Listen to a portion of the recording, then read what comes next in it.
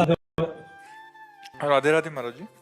महाराज जी, आपके श्रीमुख से सुना है कि अंतिम समय में प्रभु का नाम लेने से भगवत प्राप्ति हो जाती है, लेकिन देखा गया है कि अंतिम समय में इंसान का नाम मन पे कोई कंट्रोल रह जाता, ना जुबान पे। तो महाराज जी, इस समय में अगर जब जीवन भर भजन का अभ्यास किया जाता है तो अंतिम समय अपने आप नाम स्फुरित होने लगता है।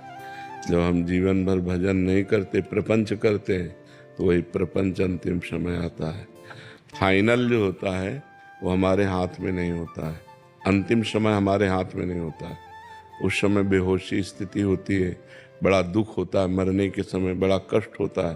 तो उस समय अगर हमने जीवन में भजन किया है तो अंतिम समय भजन स्फुरित हो जाएगा। अगर नाटक किया है तो माया स्फुरित हो जाएगी। अगर हम भजन किए हैं और हमारी स्थिति ये हो गई कि हम बिल्कुल बेहोश हो गए, मरने का समय, उस समय भगवान उसके हृदय में स्फुरित हो जाते हैं। क्योंकि जीवन भर भगवान का आश्रय लिया, भजन किया, तो अंतिम समय उसका बन जाएगा। जो जीवन भर भजन करता रहा है, जीवन भर अभ्यास किया है, भगवान के आश्रित रहा है, अंतिम भगवान संभाल देते हैं। भगवान कहते हैं उस समय मैं उसके हृदय में मंत्र बनकर, नाम बनकर स्फुरित होने लगता हूँ। उस समय अपने आप चलने लगेगा, राधा राधा राधा, कृष्ण कृष्ण कृष्ण। अब जीवन भर गंदे आचरण के, प्रपंच के, तो अंतिम समय कैसे भगवान का नाम याद आ जाएगा? परम पवित्र भगवान का नाम जीवन में लिया नहीं तो अंतिम समय कैसे याद आ जाएगा? इसलिए फिर अंतिम समय नहीं आता। वही फोटो खींचती है, जैसे अपने खींचो ना, तो जैसी आकृति होगी वैसे ही।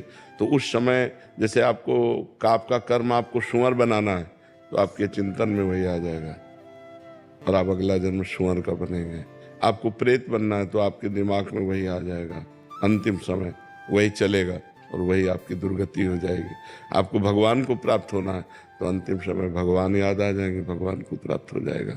तो जीवन भर इसीलिए अच्छे आचरण किए जाते हैं, भजन किया जाता है कि हमारी मृत्यु सही हो, हमारी मृत्यु का समय भगवान का स्मरण हो जाए, इसीलिए भजन किया जाता है।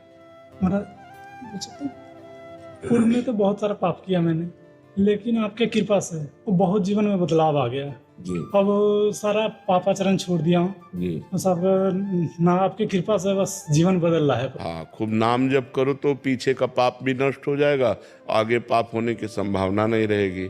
खूब नाम जप करो, कोई गलत आचरण ना करो, तो पीछे के जितने पाप हैं वो सब भस्म हो जाएंगे, वो भोगना नहीं पड़ेगा।